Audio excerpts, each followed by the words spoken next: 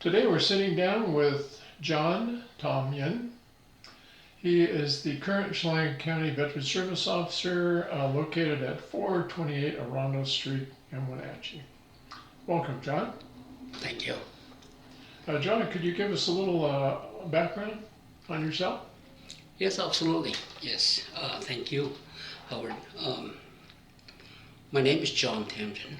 I just want to give you a quick, short background of who I am and how I got here. I'm from the country of Micronesia, on an island west of Guam called Yap. If you know where Guam is at, that's my neighborhood. And I joined the military, the Army. I retired from the Army as a combat engineer.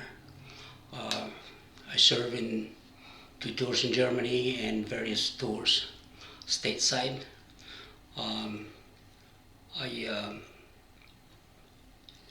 had several combat deployments, include Desert Shield, Desert Storm, a peacekeeping force, beginning part of it in Bosnia, Herzegovina, and also a couple more tours in Iraq, OIF. And that was it. So 20 years, that was enough. That's my military background. I came back, I went to school, got my degree. I also, that's my education background, and I work at the Housing Authority, hot desk coordinator, first job as a serving veterans, and I liked it because it's a continuous of our mission. So I work there, and I work for an orchard, manage an orchard in Pateras at the Tatley Farm, or some people call it Victory Village, different names. But that was to help veterans come in to relax, maybe learn new skills in agriculture, provide a way to get away from the world and connect with nature. So I did that for a while, and then also work with Veterans Conservation Corps. I did some project trying to get some equipment to help with the wildfire some time back. But today I'm here at the 428 Orlando Veterans Building as a VSO. After Tony did it for so long, decade, and Trent, and then just come in as the new VSO. Been here for a year, trying to fill in some big shoes. So that's why I'm here. Great, John. Could you explain some of the programs and some of the things that you make veterans aware of here at the VSO? Right, absolutely.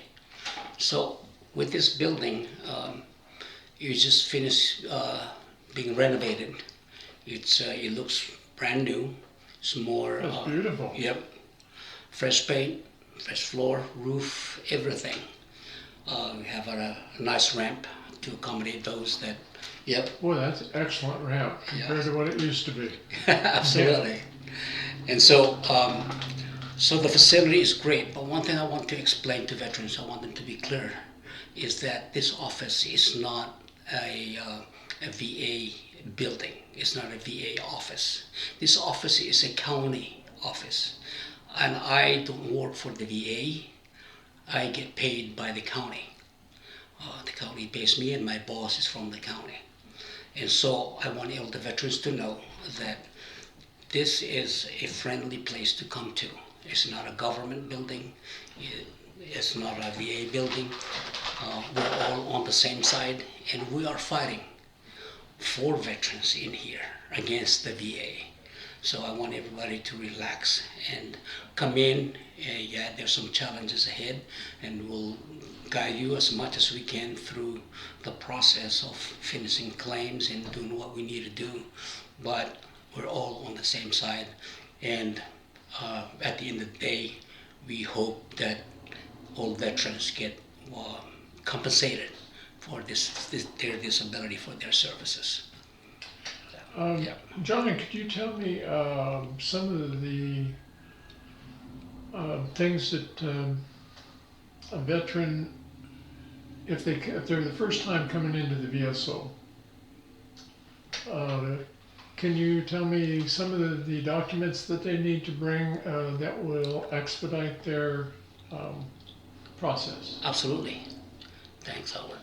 But for a new claimer, a person that hasn't filed a claim before, when they come here, uh, if they can bring the DD-214. DD-214 is discharge document. All veterans that serve active duty has or was issued a DD-214. So if you can bring that, that would definitely be help. But if you don't have it, that's okay. It's not a showstopper. We can request one. So it's not a big deal. Okay? But it'll help if you bring it. If you are a first time claimer, it would help that you bring in a copy of a voided check or a deposit slip. And the purpose for that is for direct deposit. The VA asks for it. We probably can get away without it, but things can be held up or So easier to do. yeah, exactly. Absolutely. So it's the way to go, and it's easier to do it right up front when you come in at the very beginning. I will be able to help you, and you get that. It's not a big deal. Filing a claim should not intimidate veterans from coming in here. It shouldn't. That's why this office came to existence, and those that came before me, like Tony and Trent and Billy, did an exceptional job in helping veterans coming in here to file their claim. What we have, all the forms, the computer that we have here has all the forms that you can ever need to file for claims, and we are trained and certified by the VA, so we know the process. We know what forms we need, and what all you need to do is to sit on the chair and we'll ask you questions. You answer those questions, and then we fill the forms. When we're done with the forms, you sign the forms, and then we tell you what's going to happen next, and then also what form's going to come up next, and we'll tell you when to get that form or when you're going to come in to sign it, because we'll provide it, and also what to do with the form. We'll guide you through the process from beginning to end, and any time that you have a question about a letter that you get in the mail, don't stress about that. Call the office.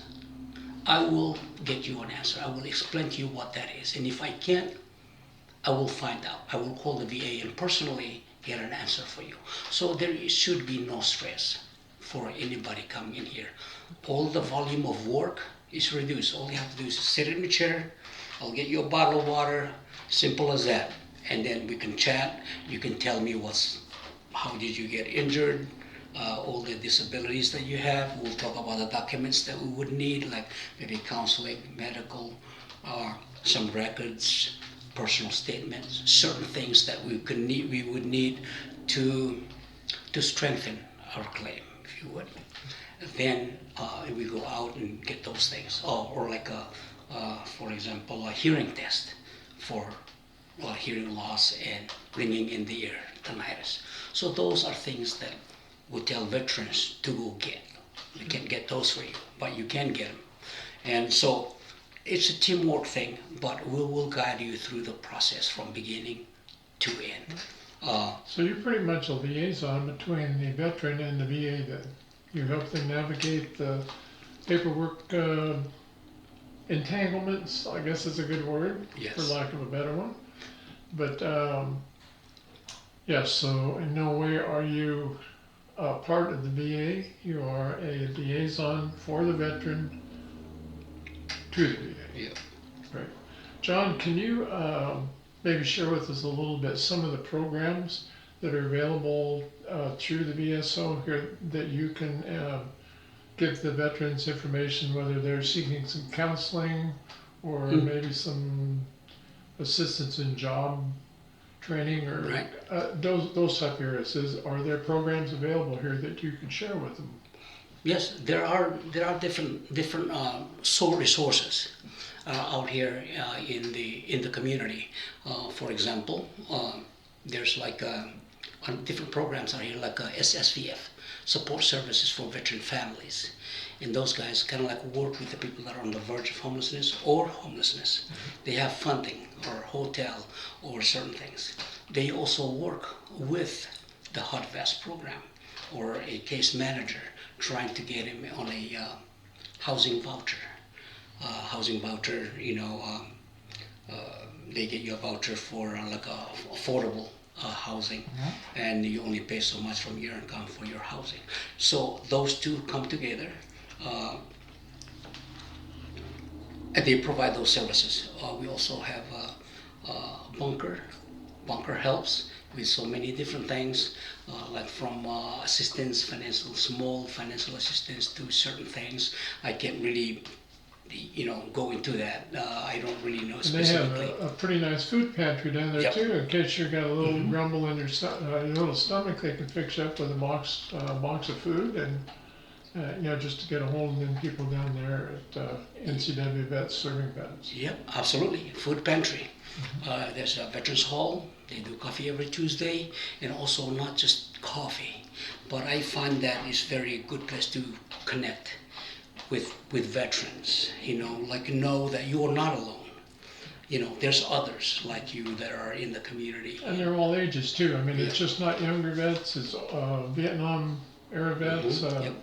The whole gamut of veterans are down there. I know I've been down there, and that they have a good turnout. Anywhere from 30, I think when I was down there, that one there was 52. So Absolutely. and there's a lot of people down there sometimes that have information. They've been to some of these programs, like what you talked about, or Alethea out at Sunny Slope, which is the Alethea Therapeutic Writing Center, where the veterans are going through the EGALA program, through the Staff Sergeant Fox Suicide Prevention Program, through the WVA. And I know that is something that you folks down here can give them a little information on.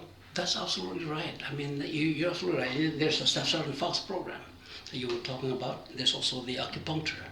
There's so many different kinds, and so the Staff Sergeant Fox program through Tony.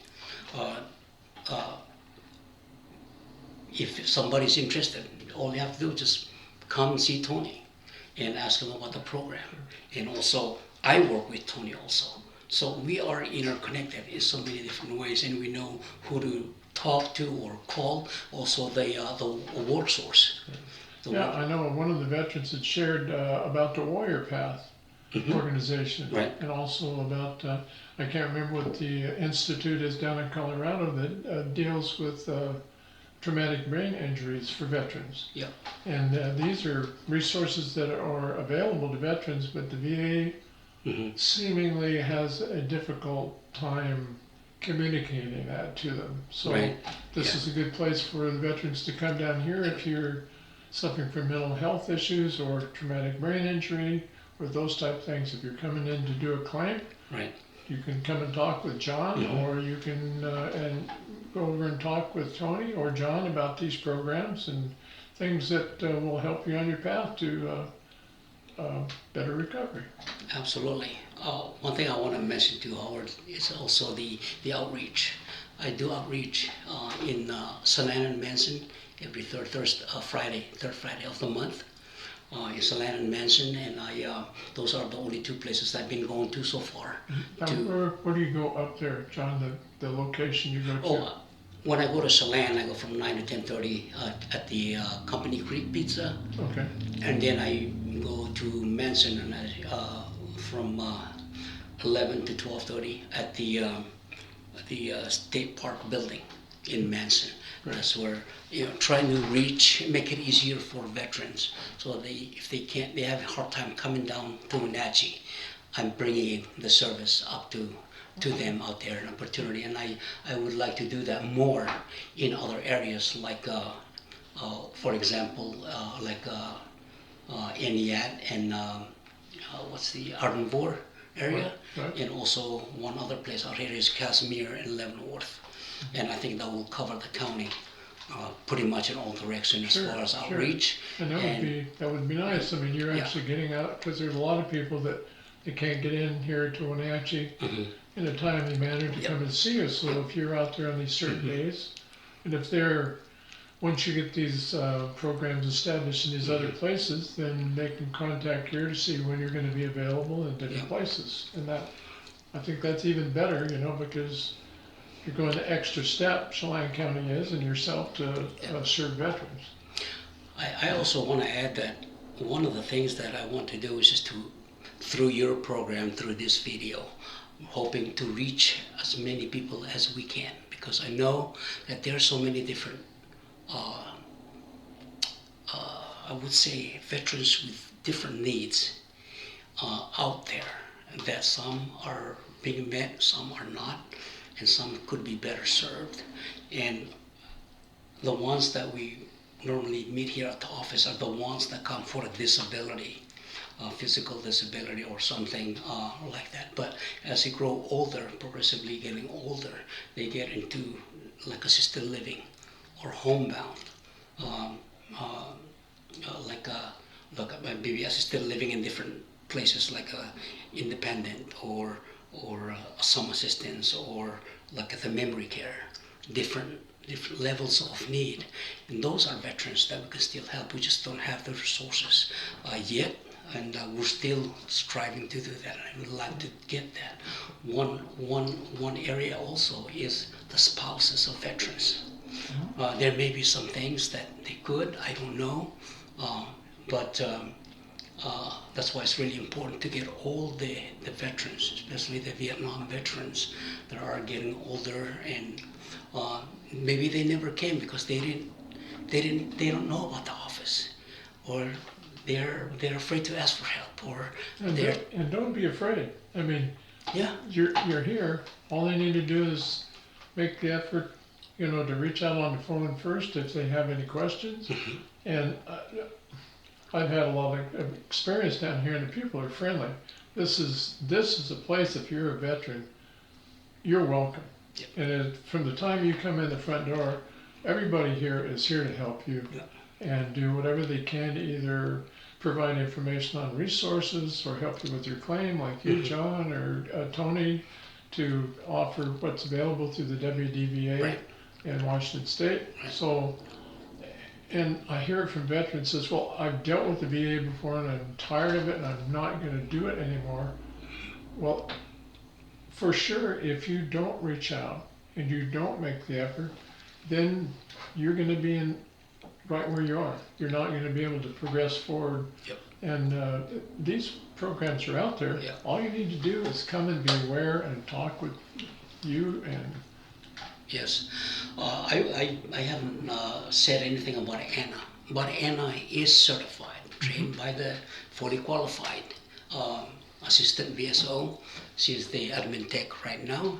And what Anna does is she's tech savvy, which makes it great because I'm not. yeah, So, and something that I saw and I thought that was really awesome is that she was just helping a couple of veterans bring their computer in or laptop and show them a couple things, or set up a couple things on there and show them how to pull something out of the phone, how to do a couple activities here and there. And just dawned on me, and I said, you know what? I'm younger than the Vietnam veterans, but I'm very illiterate technology. it's a blessing for Yeah, somebody that yeah, knows these one-eyed beasties here to let you know their secrets. So I thought how great that is that she has that talent, and to help these veterans, our veterans, it doesn't matter who it is. That's another Yeah. resource in itself. Exactly. So, And so we try to, so Anna is very well versed in so many different things, from Champ VA or other like application for VHA, or prepare basic paper for claim. She helps me through a lot of things, or put up events. There's so many events that goes on. We would like to participate in, like blood drive, Purple Heart events, Veterans Day, you know, certain things. But we like to organize things in a way that everybody gets served, but nobody gets neglected. If you come in, I want to dedicate enough time to you to meet your need. So we kind of like went to the appointment thing. I like to set an appointment for an hour. If you get done before, that's great. But if it takes that long, then I make sure that I meet your need. When you leave here, that you have no question, you feel that I didn't rush you out the door. Yeah. I want you to feel welcome and that you will come again. And you feel like this is the place that you can come to make things happen. That's why I went to the appointment thing. But nobody that walks in will be turned away. Never. Unlike Yeah. the VA, Yep. you're a person with a name here. Yeah. You're not a number. Yeah. And that's what I always enjoyed about it, is Yeah. that you're treated like a human being and you're treated like an individual. Yeah. You're not just wham bam and out the door and thanks a lot, we'll do your paperwork. Yeah. It's that you can sit down and you can talk, Mhm. you can have a conversation like we're having, Yeah. and provide the information, get your forms filled out. You may get some resource information. You may come in for your forms and end up finding there's resources available right now, right here in Wenatchee, that you had no idea about. But if you don't come in, Yep. you won't know. Yep. So I encourage everybody to come in. Doesn't matter what. If there's nothing, there's nothing. But at least just have the conversation. Give it a chance. That's right. We never know That's what we can come up with. You know, I was going to ask you, John, on the Veteran Housing Authority. Can you kind of talk to that a little bit? Explain that a little bit, what that type of program is? Okay. Well, so what I know, that was years ago. That was in 2016 or 17 that I worked at the Housing Authority. And one thing I liked about it is that it's all about helping veterans, especially somebody who's homeless, and that drove me. And so there are vouchers that are available, and so when you find a homeless veteran, there's other screening that they go through to make sure that they are eligible based on the DD-214 and the amount of money that, it's just the basic, all right? Sure, sure. And so if they are eligible, then they get on board and then try to find a place for them. And they want to make sure that there's a case manager that gets assigned to that to make sure that this person can make sound decision and able to manage his affairs with a little bit of help from the social worker or Sure. case manager.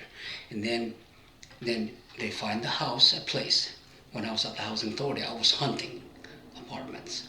So when you find the place, it's good for everybody, the landlord, veteran, meet the requirements from HUD and all that, everything is good, and they move in. And I think that's really good because that's the basis of stability. Sure. Place to sleep, place to shower, place to store food. Yep. That's it. And you feel secure, your You own. feel secure. And your own. You can shut the door and you have your own space. Yeah. So I thought that was really important, and the fact that it's affordable. You have to have some income, but you don't pay like 75% of your income towards that. Sure. There's a certain amount. So I thought that was really good. Not only that, but the way that SSVF is working with that, they put other money up to put you in a hotel or give you food or buy some bedding or cookware or certain things. Sure. Or the VSO, throw money out, not throw money, but support SSVF in that Basic too, needs, yeah. to pay for a couple of weeks of hotel or phone bills so this guy doesn't lose the phone, and also be able to call the war source to find a job. Yeah. Or talk to the person at the war source. We have a representative out there. Absolutely. And these are for those of us that can work. For veterans that, especially these days, where money is tight and everything is going up and up, if they are needing, maybe they don't need to have their rent completely paid for, but they need a little assistance maybe there, or a little assistance for food, the basics like that. Now, is the housing authority you're talking about now, are they the people that would supply something like that, or would there be another agency that would maybe help out on that? Well, the housing authority would help with the payment part, or the what do you call that, Okay. subsidy, subsidizing part of that, and they also. I don't know if they have the housing for that or just apartments, but they ran that through there. I can't really tell you the specifics of it. It's been a while since I've done that, and I don't want to put out the wrong information. Absolutely. But there is definitely It's case. just another agency that you can get a hold of and get Yeah. the straight, Yeah. all the details from them. But it's just if you don't know they're there, you don't know to call them. Yeah, exactly. So, So the case manager, case manager from the CBOC, uh, uh, they really, and the VAS and the SSVF, they work so well together. the CBOC is the facility. The clinic. And clinic out at Old Station. Yes, Okay. yes, the CBOC, community-based outpatient clinic. Right. And that's the only VA facility out here or clinic out here. But so I get excited about all the different sources, and everybody kind of like know what each other can do. And so when he gets here and I can't lift, I ask somebody to lift for me. And so they lift and they pass it over there, and then somebody else comes in and lift, and they push him and they go out there. So everybody's working towards a sustainable program at the end, that there's an end to it, a successful, that when we get there, the person becomes independent and able to manage his affairs. Living in this house, he's connected, and he's got his own apartment space. He can manage his affairs. It's not unlike the service where we all work together to accomplish the mission. Yeah, You start, you need some help, another guy joins in, you get it done, because you all have to work together to get it all done. One person sometime, you just can't do it on your own. And you got a brother or a sister to cover your back and help you out. you know, it's hard to kind of like, I think veterans think in a way that's different from civilians, that you have this attitude that we're going to push forward.